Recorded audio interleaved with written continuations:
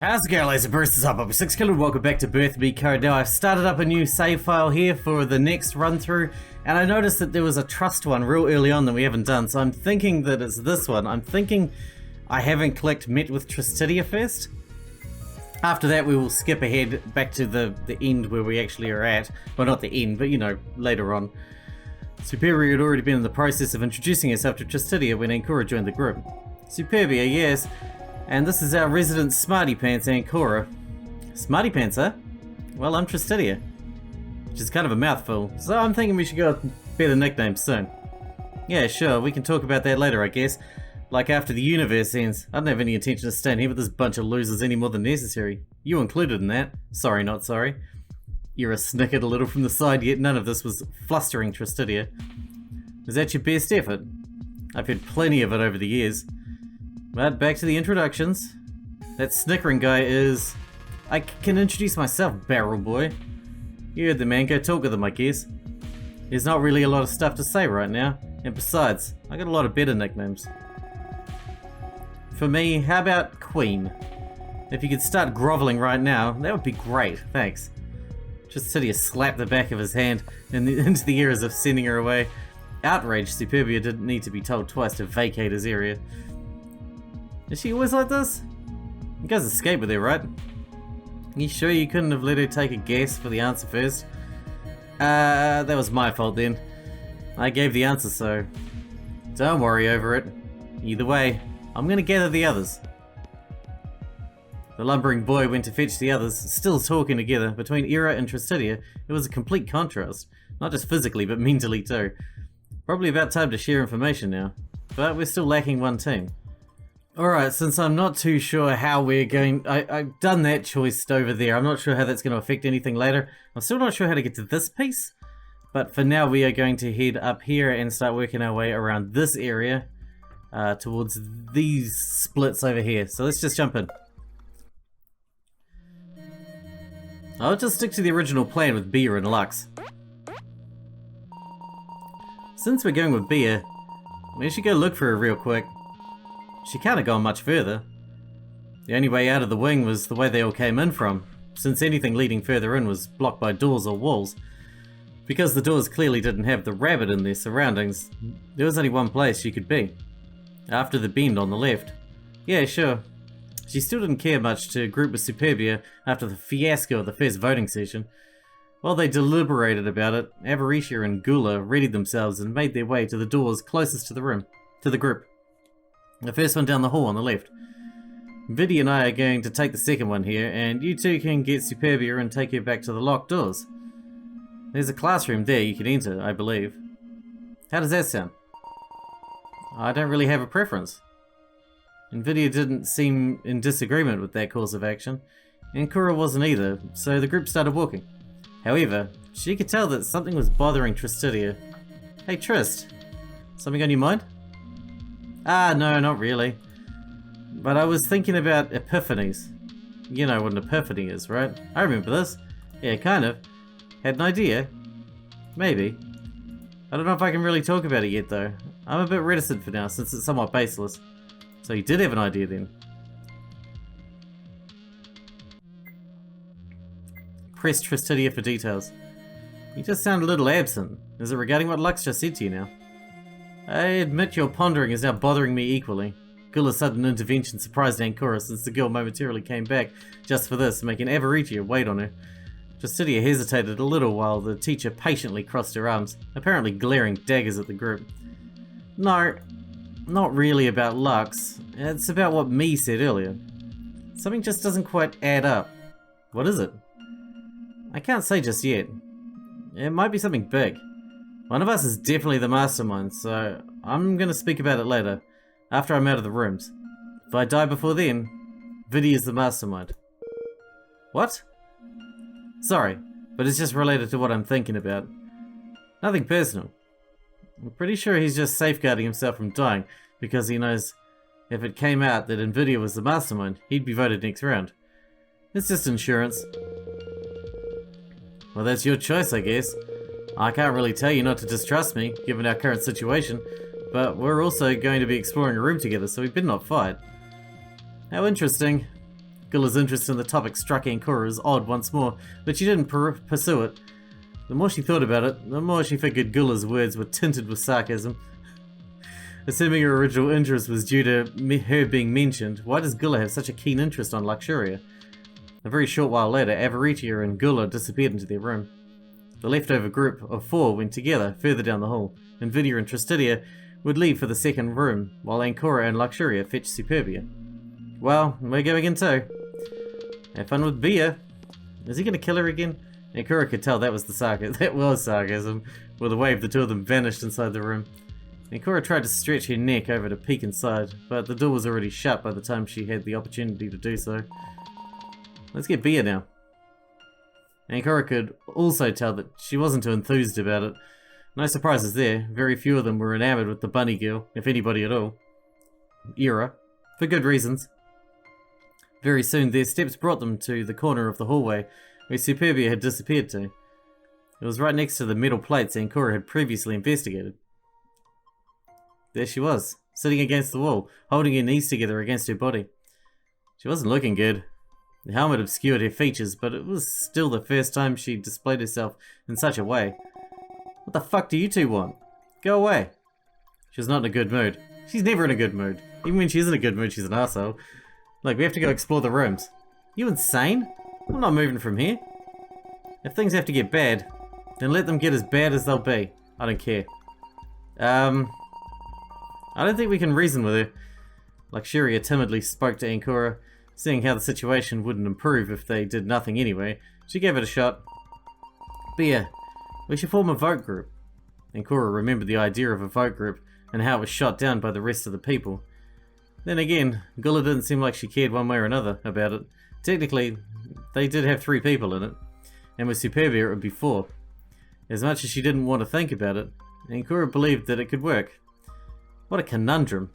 Either not have a vote group and be at the mercy of everyone else again, or form a vote group with this, bad egg?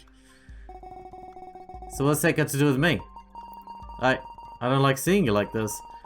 I was thinking we could include you in it. We'd all vote for the same person, and since we'd be 4 in it then...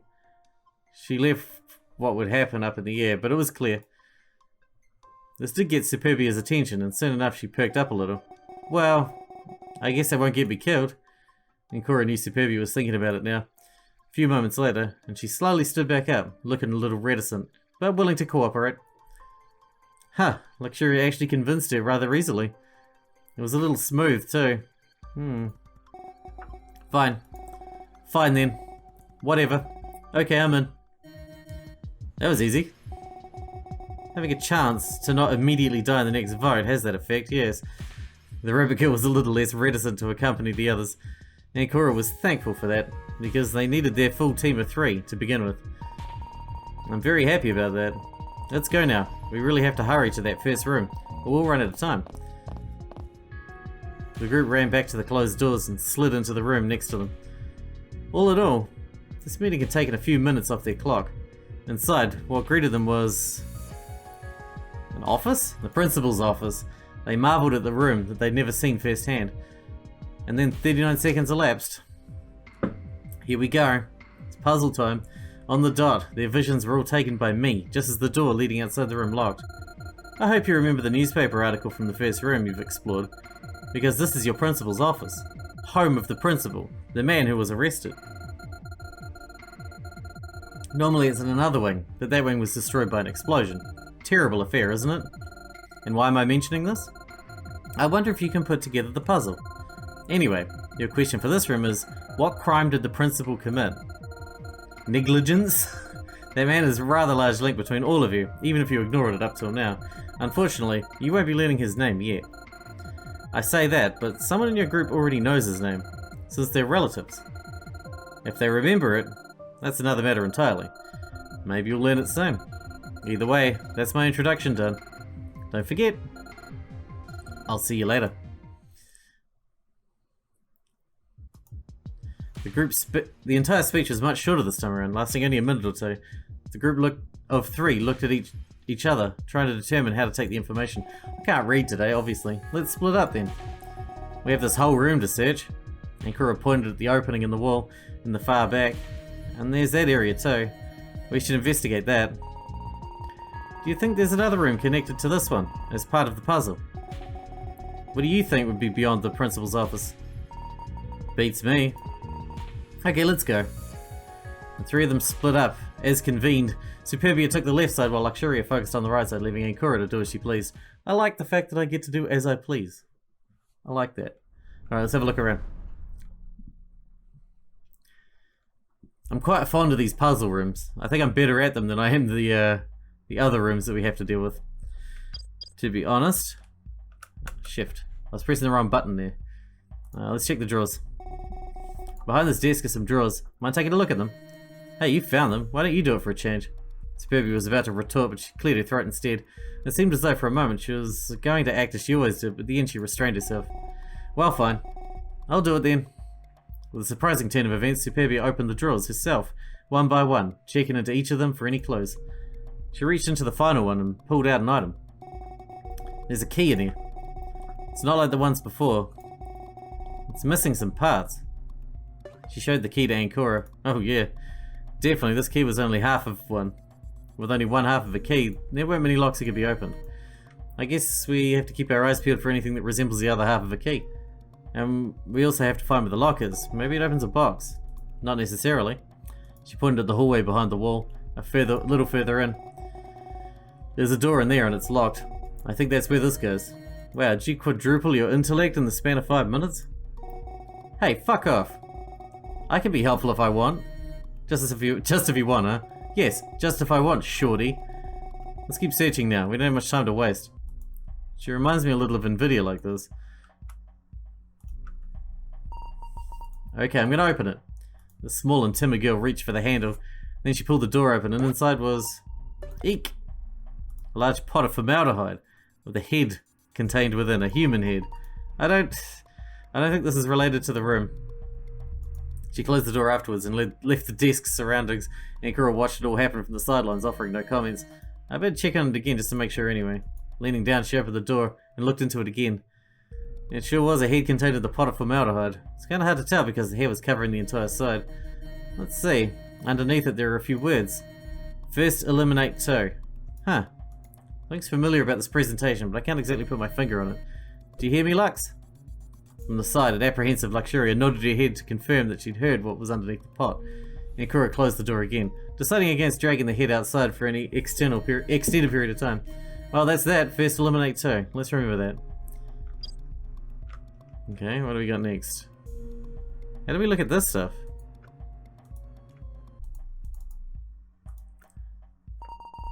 And in this corner, nothing.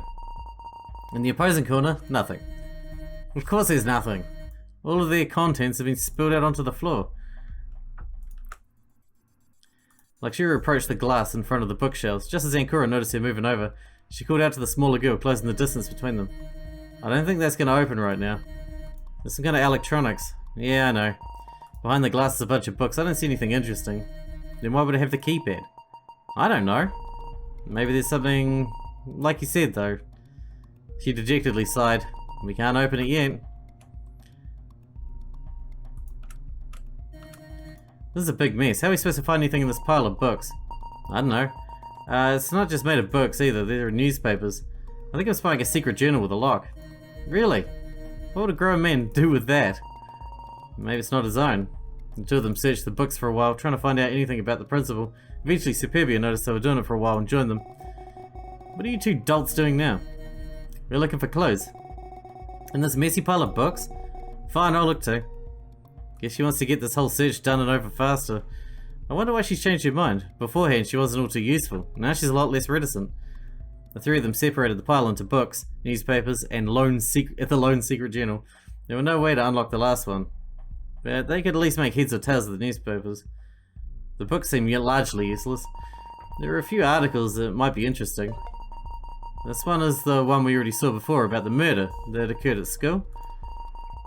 It's marked with a number. It says 2.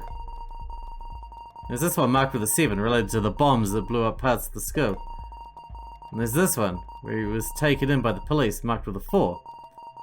I think those are all the articles that seem to be linked. No, there's a 4th one. This one's talking about drugs and it's marked with a 1. Apparently, one of the rooms of the school contained a massive amount of drugs. No one ever went in or out, and eventually it aroused suspicion. And that's when that room's contents came to light. After a second to take in all the new information, Luxuria voiced a concern. But this doesn't really help us, does it? We still don't know which of all these is the principal's crime. We should keep the numbers in mind, at least. I bet they're linked to this room, in general. The trio kept the newspaper close for future reference. And over here we have a lot of binders. They're empty. And there's a green pot. Also empty. And some books. Empty. Superbia's head. Just as empty as... Hey! You tricked me. That means you weren't paying attention, you silly bastard. Anyway. I really want to click on this, but I can't. There must be a way to click on this, right? Because it's here. Alright, whatever. That's the door we entered through, and now it's locked. That's right, searching it is useless now. Alright, we'll go this way then. There's a door here, and we still only have half a key. Hearing the girl talk about a key, Luxuria came into the little hallway in the back of the room. You mean a half like this one? You showed the item to Ankura before the blonde girl took it to add it to the other half, busying her hands while they spoke about it. Yes, that's exactly it. Where'd you find it? I don't remember. How do you forget something like that? It doesn't make any sense to me. I just don't remember, okay? Maybe it was in a drawer or something. Well, whatever. This works anyway. Let's see, on the count of 5. 4, 3, 4, 5. Hey, wait. Where did you come from? Superbia rejoined the two of them, out of nowhere. Without a word, she gave an annoyed sigh and snatched the key from Ankura's hands, hip-bumping the girl on over to take her spot and inserted the key into the keyhole, turning it to unlock the door. No more dumb countdowns. We have a whole other room to explore, so let's get going. Our time's diminishing by the minute. Now the group could use the little back hallway to go to the next room. Let's do it. Ooh, steampunk. I like it. Have a look around. There's the dictionary on the shelves above the bed. To be more precise, it's a dictionary in parts. Who would read the dictionary as small-time literature? Wouldn't that get absurdly boring or something? Why not stories about unicorns? Judging by the looks of this place, I don't think whoever lives here would read stories about unicorns. Just about sky pirates. You know, I'm really freaked out by this room. Who the hell would have a bedroom at a school? Maybe it's a replicated one and it's not the actual one. Duh! That must have been obvious. Then again, you don't expect Pandora to be able to do something like this, so I can't fault them for not thinking about it. I just wonder about the reason for replicating all these rooms. Maybe it's so we feel at home. I don't feel like Pandora would want us to live here, though. We only have 6 hours in total, more or less. If either of you want to search the bed more, feel free. I'm gonna check the rest of the stuff in here. It all looks so interesting comparatively. Yeah, sure. Leave the people with the lesser stuff, won't you? You feel like someone who leaves people with the lesser stuff, so that's your purgatory now. Let me guess. These contain nothing too? No, they contained a piece of paper. Look, it says, finally eliminate one. It sounds pretty important to solve this room, if you ask me. I think I'm getting the hang of this now. Let's pull it with the other important stuff we found. What about this wardrobe?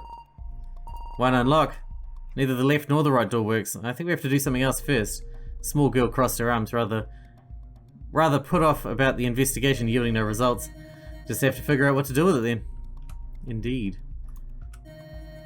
Mirror, mirror on the wall, who's the bitchiest of them all? Ankura glanced over at Superbia. The bunny girl was taking a nap on the bed. She's even already asleep. Huh. It saves the need to feed her an apple. This is cool. I always wanted to have one of these. Grandfather clocks. It looks old. And also, what's with the cog imagery around the clock itself? You pointed with their thumb, tracing the surface of the clock with it afterwards to check for dust. Now you're gonna mess with the time. So what? You can adjust these hands, but it's not like we know if this has a purpose or anything. Either way, there's no dust. This was placed here recently. We're running out of things to click on, which worries me. I can't find anything else to click on. The bed. Came back to check on the peasants, did you? Yep. I'm not a peasant, you idiot. I don't care what you are. All I care about is what you found, if you found anything. There was this piece of paper with a diagram. It's giving a bunch of hours, and I don't get it at all. Just take it. I'm gonna sleep here a little. In the middle of an investigation. Didn't you just say we didn't have much time before? A girl needs her beauty sleep. What was the item? You didn't even show me.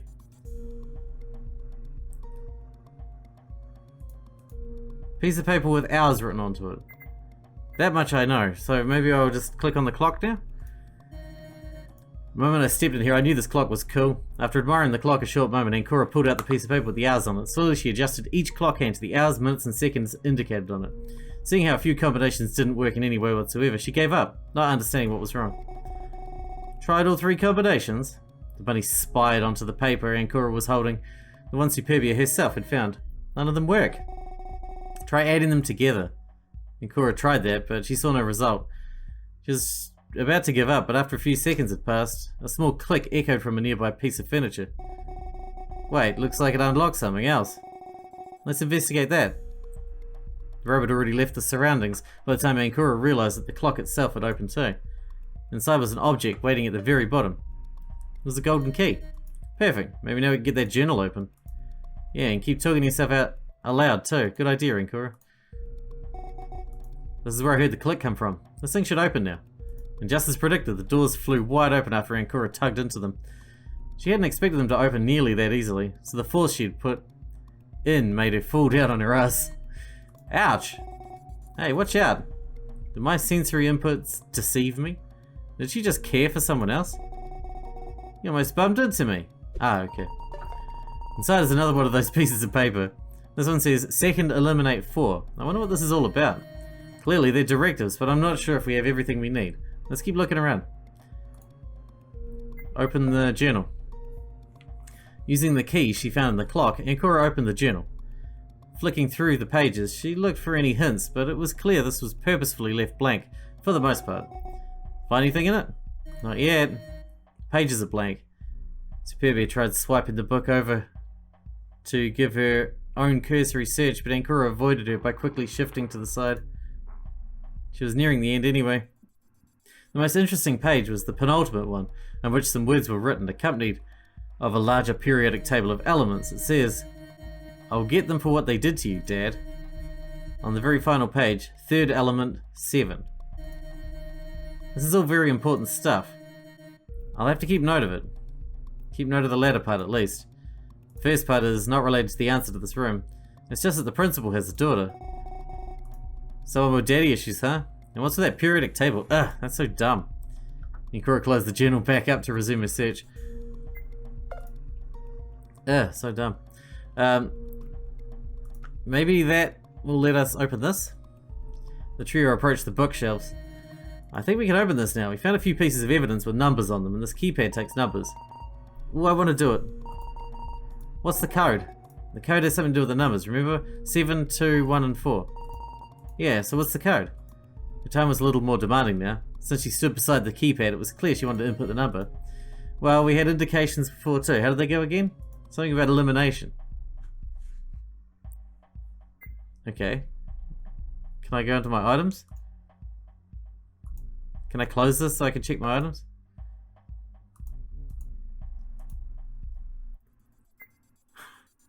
I don't have it written down in front of me, so I need my items. First eliminate 2. Second eliminate 4. I didn't write it down. 7.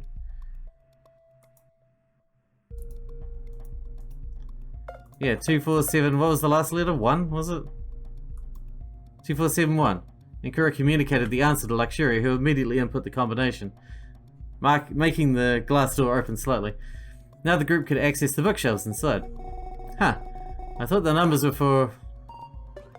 Hey, look inside. There are some meat cards.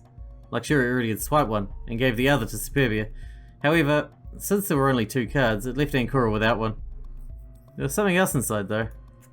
Ankura managed to grab a key out of the bookshelves from behind the other books. Its teeth are in the shape of a G. In the shape of a G, huh? And there's something else. There's a piece of paper inside. I bet it's related to the question. Pulling it out, she read it over and then showed it to the others. Apparently, she had no idea what it meant. If you eliminate those 4, what is left? That's what it says. Feels like this time around we don't have a lot of possible outcomes, huh? Yeah, it's pretty simple for a question. Huh? Huh? What's simple? The answer, I think I have it. Even I could deduce it. Why was this room a hell of a lot easier than the first fucking room we've been in? Whatever. Let's gather at the door when you two are ready. Can I look at my items? They're right, anyway. The paper has everything to do with the question. Yes, I can look at my items. Was it 27 blah blah blah? Alright, let's see what it says. Wait, I don't know what the answer is. Then don't answer the door. You'll have a 100% chance to live it too. No, I mean, I'd like to understand the process. Oh well, it's rather simple. She shrugged, motioning over to their combined findings. There's some stuff in there that most likely can be used for multiple purposes. All we did, at least I'm assuming Superbia came to the same conclusion as mine, was to apply that knowledge. The smaller girl scurried off to the papers, trying to make heads or tails of it all. A few moments later, she called out to the duo. So the crime the principal committed was... the bombs? He was the one who set them off as revenge for getting arrested? No, wait. That's my conclusion too. It's the only thing that makes sense, based on everything we've gathered. No, that's wrong. She shook her head a little. The principal didn't set off the bombs. Most decidedly someone else. I guess I'll just answer them. It's simpler that way. No objections from me. None from me either. The two of them waited with bated breath as Ankura stepped forward and yelled, as she did before. Let me out. The principal's crime is... I don't get it. If we eliminate all of these, then he has no crime. None. My god, really? Nothing. He did not commit any crime. For a moment it seemed like the answer was wrong, but the door came unlocked very shortly. The two other girls released a breath they'd been holding. What? What kind of answer is that? We searched through this entire place. We got a list of 4 crimes. 4? And the answer was no crime? Exactly. Eliminating all the numbers to open the bookcase wasn't the only use for the indications we found here. I forgot to tell you, Lux, but there also was a third eliminate, 7, that I found inside the journal. We just didn't keep track of it on paper or anything. So your reasoning was good. It was just ignoring part of the solution. Well, let's get the fuck out of here then.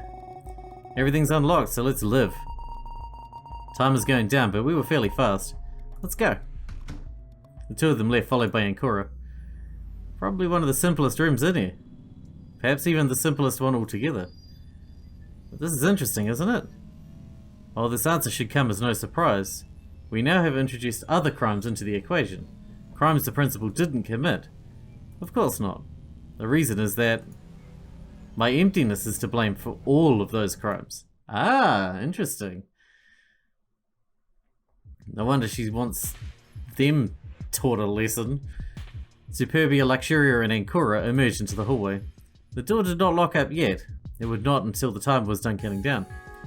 At a glance, it didn't look like any of the other teams were out yet. From coming out as the last group to coming out as the first group? Can we team up again for the next round? She looked a little excited how easy this room had been. It doesn't matter to me. What matters is that we have our me cards now. She took hers out, looking at it for a brief moment. All of a sudden, Luxuria pointed at Ankura, having realised their little problem. But Cora doesn't have one yet. All she has is that key. We need to find one so that we can vote at the consoles, along with her. Yeah. Maybe we should split up then. Let's do that while the others are still not done with their rooms. And thus the search began anew. After convening to split up, Superbia went toward the closed doors while Luxuria went back to the larger room, and Ankura went to the corner she and Luxuria had fetched Superbia from. When Ankura walked by the second door down the hall, she heard a small click. Next, the door came open, and just as quickly, out was Nvidia. Oh hey Cora. Your group finished, huh? Yeah. Where's Trist? Oh, he's coming. He wanted to examine the room a little bit more. It's not really my stuff, so I decided to leave earlier. I got a me card, and I guess your group found two too? Right, I also got this key. He showed it to Ankura. The teeth had a strange shape, in the form of the letter I. With the first one I got, I can now create an AI. AI? Yeah, an artificial intelligence. I'm kidding, it's mostly because the first one looked like an A, and this one looks like an I. See? He scratched his jaw a little, pensive for a moment. To be entirely serious, I don't think I could make an AI, honestly. They're super complex, you know? They're a bit like us in design. An artificial person created by code who can think and improve on their own. Yeah, that's a little far-fetched. I don't know if we'll get there for a while. I mean, some people could still barely use the internet without taking over the phone line. But more importantly, about those keys. What do you think they mean anyway? They have letters on them, right? Whatever it is, it's not possible to solve without all the keys. But asking the other people might tip me off about their knowledge of the game. Beats me. Okay, listen. This is gonna sound a little random, but... which one do you like most in the group? Huh? What do you mean? That's sudden. No, the group of keys. Which letter do you like most? Oh, you mean that? And Cora chose after a second, she perked. Okay, we're gonna wrap this one up here because we're out of time for this episode. Obviously, this is a choice we're gonna have to come back and try all the different ones of, but we'll do that in the next one. Till then, I hope you guys enjoyed it. Thanks for watching, thanks for hanging out with me, and I'll see you in the next episode.